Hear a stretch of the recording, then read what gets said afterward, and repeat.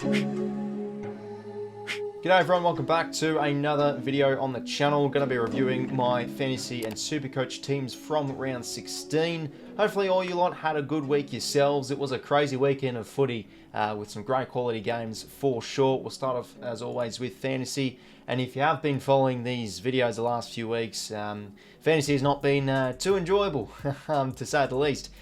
After round 5, I think we were just outside the top 5k, and we've just made too many poor mistakes and just continued to free fall, now sitting at 22k overall. And because we're in this range, I've just decided to take some risks, go some pods, and we brought in Trent Rivers this week. Has very high CBAs and had a lot of midfield time again on Friday night against the Lions, but just the 62 at the end. He had 22 touches, but he had a lot of handballs, and he kicked a goal as well, but then he was caught for running too far. So he honestly could have had 80 plus points if he was able to mark and tackle a little bit more. So I thought he was okay. Just didn't really get, didn't really play much of a fantasy friendly game. But it's frustrating because I was really considering Sicily, who was very good. Shame for owners though, he went down in the fourth quarter with that shot, but I think he's okay. And Richards was the other one, but I decided to go with the one that was 60k cheaper, and I get a 62 in return. So Rivers not looking like the greatest trade in, but still a good play. I think he'll bounce back. And we brought in Logan Evans, just a pretty obvious rookie there, the one with the lowest break even, out for Kyle Lohman and Tom Powell. Now, fortunately, because our team's that bad, we had to get rid of Powell and Lohman because they had high break evens. We kept Oliver, and he got 109. How bloody good's that? He actually looked really good on Friday night. So we'll keep him for another week. He's got the Eagles back at the MCG, so maybe can he get a consistent run at it? It'll be a nice platter own should he do that. The vice and captaincies were just utterly dumb, but I just need to take risks if I want to get my way back up the ranks, really. Everybody would have obviously taken Zorko's 118, but the position I'm in, I just need to roll the dice. Sometimes you can roll the 2 6s, other times you can roll the snake eyes. And unfortunately for Gordon, we rolled the snake eyes as he had a very ordinary game. The Freya's midfield were sublime against the Swannies, really took him out of the game. Gordon just couldn't get the ball in his mitts too much. He had a big last quarter, but just wasn't to be. 82 in the end, so was hoping for like a 150, would have gained some points there, but yeah, where we're sitting, just need to take the risks and pay off. But through the lines, so Nick Dacos 115 was very good once again, really. Massive fourth quarter he had. How about that goal he kicked in the fourth term? He's a special player, let me tell you. But yeah, the Pies in the end just couldn't get it done. It's a good quality win from Gold Coast though. Yeah, definitely deserved the win. Harry Shears also, I didn't watch the North game, but apparently when Fisher got subbed out, now bloody hell, Fisher getting subbed out. It's not great for fantasy and supercoach owners, that's safe to say, but apparently it was the right call. I heard Cheese will move behind the ball, but he's still been very consistent, so we'll take that. Nick Martin, he's just all over the place at the moment. He plays forward, he plays up the ground, but he's still been, I guess, okay as a fantasy pick, like still really consistent numbers, and 27 touches. But look at this, 2 marks and only 1 tackle, so for the role Nick Martin is, he needs to get those marks. I just couldn't get it, but yeah, I think a bounce back will be the case. Haddon Young, now I've been singing plenty of praises about this guy, 37, and the odd thing is he started the game off really well against the Swans, but he played a little bit of forward too. I was noticing whenever the Dockers went inside 50, he was like a deep forward throughout the stage of the game, which was interesting, but yeah, he cut up the Swannies really well in and under. He had a okay game, but just didn't get much of the ball in the second half. Yeah, 1 mark, 0 tackles, there you go. So, what's that? 17 touches is actually quite okay. But the issue is if you're not getting your marks and tackles, you're not going to get a great score. So that's his first poor score, I'd say probably this year. Let's hope for a bounce back. And then, yeah, we talked about Rivers earlier on. I thought he was actually okay. He just gave away a few annoying frees where there were massive point swings if he didn't concede them. And yeah, just if he can up those marks and tackles, I think he can go 90 plus the next few games. Big test against the Eagles. Hopefully it can go well. And we have been waiting 2 months now for McKercher to return. Surely he returns next week. He had another good game in the VFL. Saw he got like 25 and 2. So yeah, like it has to be the time now he finally makes his return and can hopefully put up some Sheasel numbers like last year. That would be sweet. Alongside Fisher back there. So yeah, Gordon captaincy. If we're in a good spot, I would obviously take Zorko's 118. But just got to roll the dice with where we're at, and the captaincy did not pay off. And in the end, Caldwell was actually a higher scorer. Zorko 118, so yeah, Zorko was the second highest scorer, so couldn't really go with anyone else. Anyways, Dawson with a 106. Saw he was tagged by Beckford in the first half. Watched more of that other game that was going on, the Cats and the Dons game, but saw he had a big third quarter. So, yeah, content with that. From a fantasy point of view, he's been a really good trade-in. Pretty reliable, gets his marks. He tackles well too. So, another ton from Dawson. Raised the bat, son. Zach Merritt. What on earth happened to him after half-time? Absolutely ghosted. It was John Caldwell doing all the work whilst he was struggling to get a bit of ball. Yeah, not ideal, and I'm assuming maybe a lot of people put the captaincy on him, so they wouldn't be happy chappies either. But yeah, we got him in last week, didn't we? I think we did, yeah, 111 and 89. It's weird, these inside mids just have been a little bit inconsistent, so it is what it is, really. At least our midfield was actually quite good. There was no awful scores, but there was no massive scores either. Caleb Strong just continues to go down. I mean, we brought him in against the D's, I think it was. Yeah, I think it was against Melbourne. Look at this. He can't even ton up for us. Bloody hell. He was actually well nullified by James Jordan after half-time. Must be said, he was going off against us in the first half, but credit to Jordan, he was able to cut him out of the game from a Swans perspective, as a Swans fan I am. Jack Steele looked pretty good out there. He spread around the ground really well for marks. Could have kicked the winner, but wasn't able to. Tuke Miller, back-to-back tons. Like to see that. Pretty much stuck with him at the moment with only having 2 trades a week. And yeah, pretty fortunate with this Oliver. Our team's that bad. We couldn't get rid of him. We had to get rid of bloody Loman and Powell first. And Oliver, 109, very nice. But yeah, he looked really good. Was great in and under, hand passing well. Let's hope for some more consistent performances. And Tom Green had, I think, 38 touches or something, but he had 0 marks. So he had the Paddy Cripps-esque somewhat of game where he just got a lot of it, but just didn't really spread for marks. But yeah, that's better. We brought him in post-buy, and that's where I want to see more of some tons. The Ruckmen were pretty ordinary this week. Dom de Koning went down, unfortunately, with a laid out, and I think really Cherry was the only good scorer. Oh, no, sorry, Marshall went well too. But really, I think you either have Gawn, English, or Grundy. They're probably the 3 highest owned Ruckmen.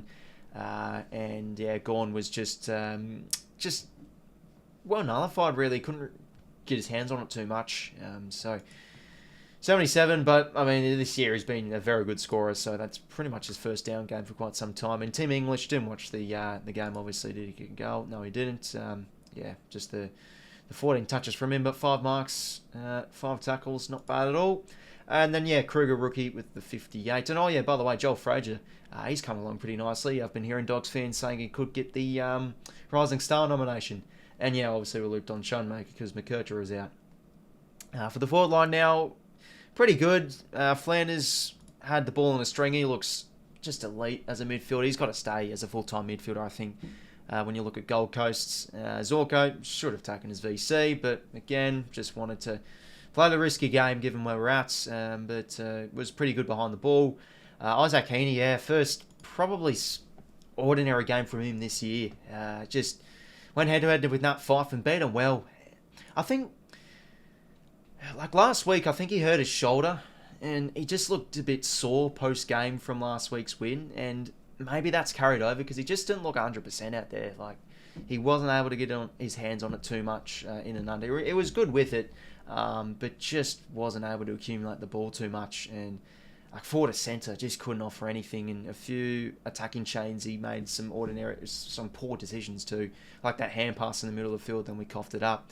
But yeah, still been an excellent pick this year, and still is a really consistent player. I'd say that's his first average, somewhat game really. Jai Caldwell, we brought him in last week. What a pickup he's been for us. 144, carried the team on his whole back. 11 tackles last week, 12 tackles this week, 32 touches.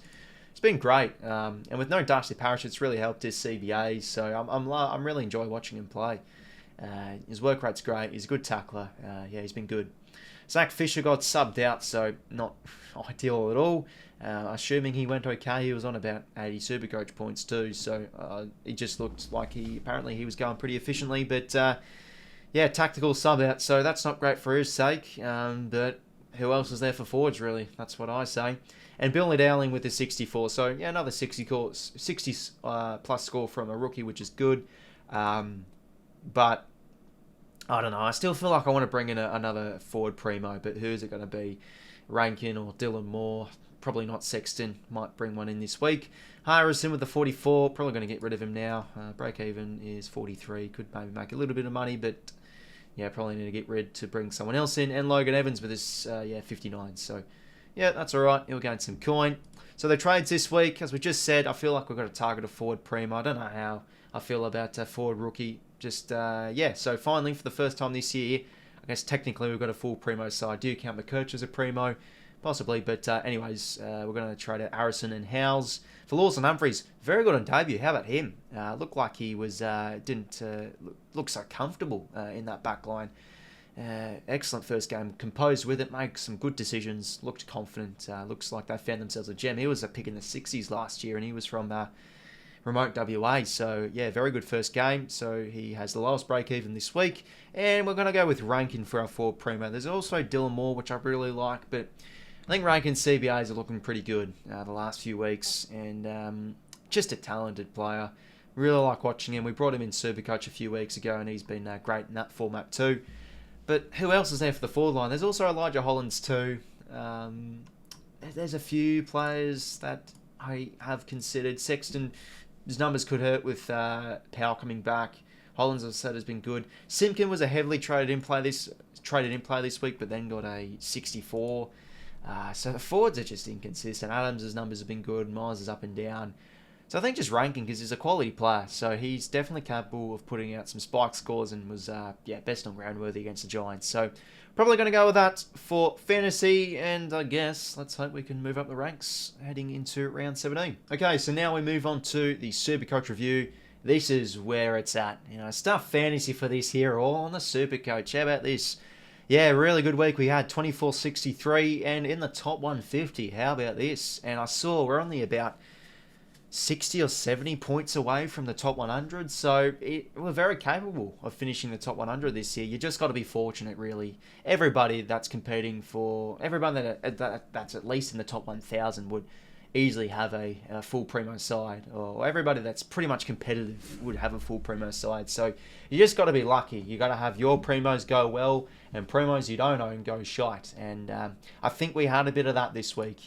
A lot of up and down scores really dictated about our players went. But I think overall, our players went pretty well. Our only bad performing player was Dan Houston with a 59. Just couldn't get near the ball today. And Kane Farrell was taking a lot of the kick-ins whilst he wasn't taking too much. Swear had only about 2 touches after halftime, so underwhelming score, but he's still been a great starting pick for us this year, so I can't complain too much. And apart from that, that's really, I'd say, our only bad player. Merritt's high owns, and Gordon Grundy are also high owned, so they sort of cancel out a bit, and Heaney too. But the pods were good, like Rankin, Corwell, all over 120 plus. Took Mill, I saw some people trading him out last week. Very good back at home, once again, 121. Who else is there? McGovern was great, 132. So, yeah, some pods were great. Sam Walsh too, I guess somewhat highly owned, but you just got to have your primo scoring well, and the ones you don't own go shite. That's basically that. So we VC'd Zorko, decided to be a bit greedy and put the captaincy on Dacos, but I wanted to put it on Bont, but I was scared because of the back issues we were hearing throughout the week, and he did it again. He had that earlier in the year where apparently he didn't look like he was a chance to get up for his game. He went off, and he did the same thing again. So I would have gotten 2,500 if I captained him. But to be fair, probably a lot of people would have been scared off by not putting the C on him. So yeah, a lot of people were affected by it. But Dacos got 1 point extra, so we'll take the small wins. And he had a massive last quarter, Dacos, kicking that goal. But after he kicked that goal, he just couldn't get his hands on it with like 5 minutes to play. So yeah, a bit of a shame, but at least it wasn't a terrible captain score. Harry Sheasel, so yeah, as I said before in the fantasy segment, apparently moved behind the ball late on, and another ton up from him, been ultra consistent really, and yeah, Houston down game as we just said before, but his numbers this year have still been very good. Just couldn't get his hands on it, because when he gets his hands on it, he always usually gets a lot more Supercoach points than he does fantasy. Just couldn't get the pill in his mitts. And Luke Ryan was excellent, really. Got a lot of marks, got a lot of ball back there. Freo controlled the game really well out. Possessed Sydney. They got a lot of uncontested ball, and good bounce back score from Ryan. I was a bit worried about Jordan Clark, but had, I think, 10 touches in the final quarter to get to another ton. So I'm happy with that, but bloody hell. This is a bit of a sliding doors moment. So Clark was 580 or 570. Whitfield was 490 or 485 at the time. I should have just went with Whitfield. He scored more points and he's now more expensive than Jordan Clark. And this was, I think, 3 or 2 weeks ago. So there you go. You win some, you lose some. But another ton for Clark. If you can just put out those hundreds week in, week out, I'm happy. And yeah, McGovern was awesome. Brick wall. Geez, if he wasn't playing alongside Tom Barras too, I think the Eagles would have lost by over 100 points with ease. Took some nice intercept marks. And just similar to Luke Ryan, he's an excellent kick. And he gets those extra points from burning it long out of defence. And basically takes all the kick-ins too. So, yeah, been a solid trade-in when we got him maybe 4 or 5 weeks ago now. So, big score from McGovern. We like that. So, yeah, midfield, Bontempelli, telling absolute porkies. He was fine. Dominated by the sound of things. Another massive Supercoach score. Over 700k now, so how about that? And then, yeah, Zach Merritt. I actually was considering putting the C on him. And then I looked, he hasn't had the greatest history against the Cats prior to this game last night. So I'm like, okay, I'll just go with Dacos. So thank goodness I didn't put the C on Merritt. But yeah, quite second half. So yeah, the skipper will obviously be internally disappointed with his performance. He's an ultimate professional, Merritt. Usually has a very good post-buy run, so should bounce back. Sarong got well nullified by James Jordan after halftime. He was killing us in that first half. So good in and under, but just couldn't really get his hands on it too much after halftime. So, yeah, bit of a lose-lose because the Swans lose and also Sarong doesn't even turn up. So, no, I'm living in a hard street. Must be said. I'm only joking. Zach Butters with a 114. Yeah, I thought he was going to have a quiet day because Windhager was on him, but yeah, broke through the tag really well. He was just his old energetic self, sprinting around contests, getting handball receives. Pretty big final quarter too. So yeah, pretty influential alongside Horn Francis in their win. Sam Walsh, brilliant game. I was actually considering the captaincy on him. Should have done it because they were playing the Tigers, but it was great. Massive third quarter he had. Had the ball in the string as always and much more efficient today. He's had a few games where his Supercoach score's been killed because of his clangers, but I think he only had like 2 or 3 clangers today, so he was excellent. Jordan Dawson, honestly, I'll take a 94, given he was tagged heavily by Bedford at half-time. I think he was on about 25 Supercoach points, and then saw he had a massive third term, and crawled to almost a ton. That's not bad, and I mean, if you compare Dawson to other highly owned or other primo mids like Goulden, who got a 95 or something like that, LDU, who got a 70-odd, it's not bad. And then, yeah, these two midfielders here, Tom Green, now starting to show why I brought him in post-buy at 490k. He gave me 280 odds the first 2 weeks, but now 153 and 117. Got a stack of it, got a lot of contest possessions, got those ground ball gets too, from what I did see. And, yeah, let's just hope he puts out the tons week in, week out. So good game from him. Back-to-back, really solid performances. That's what we like to see. And Tuke Miller, really, really love to see that as well with a 121. Great in and under. Much more efficient, unlike last week against the Dockers, where basically every single kick was a turnover. Yeah, he was great. And had a pretty good very good final quarter too. Yeah, so the rucks both went under 100, but these are pretty highly owned rucks, so it sort of cancels out a little bit. Grundy 82 was well nullified from Sean Darcy and Jackson.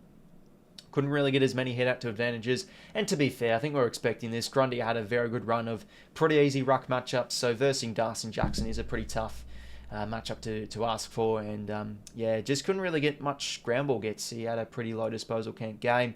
And yeah, Max Gorn with a 79. So first, yeah, sub-80 game, I think, for this year, is it? He's been pretty solid this year. Oh yeah, 72, but then yeah, 79. But look at these numbers. Still been very consistent.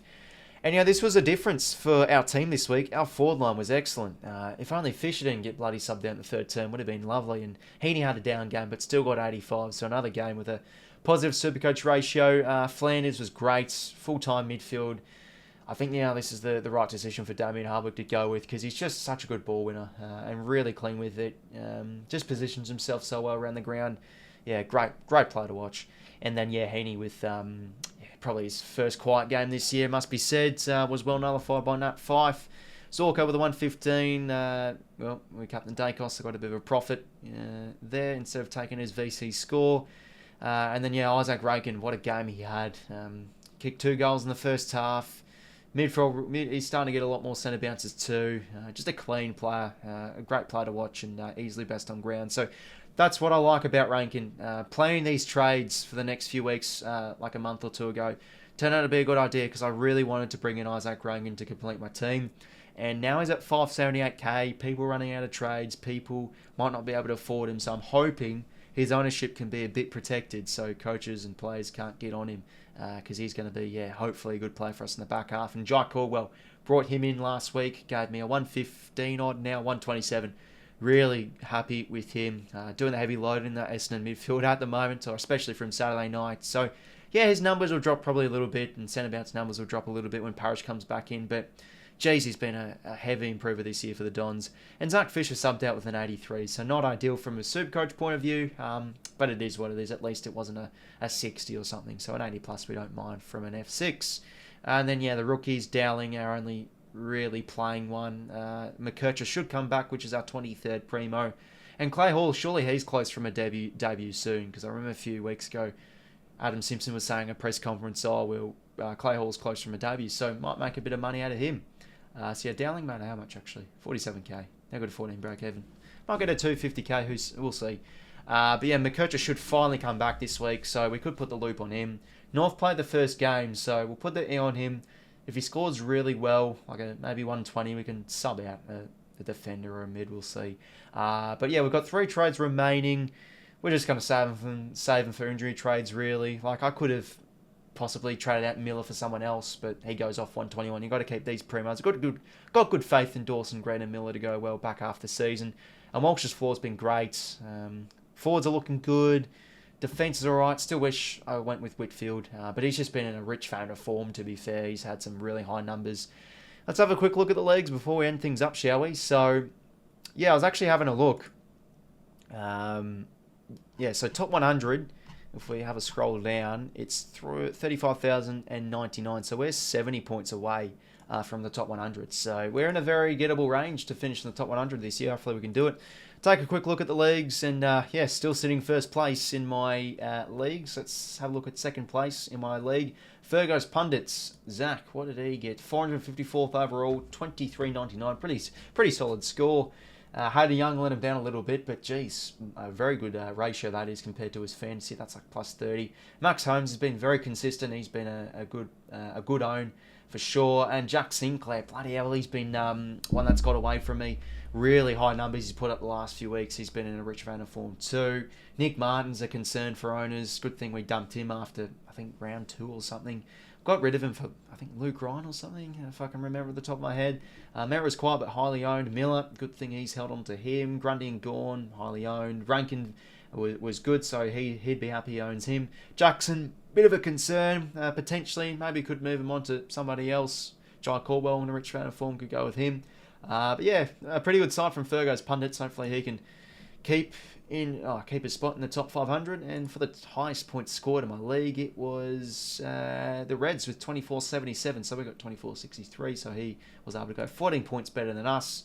But 24.77, solid score. Caldwell, Simpkin, bit of a down game. Hopefully he can bounce back for his sake. Cherry was massive, so that was a difference maker if you had him in the rucks for sure. Walsh massive, Butters massive. He had a really good high number midfield, which is great to see. Bontempelli captaincy, so that's big for him.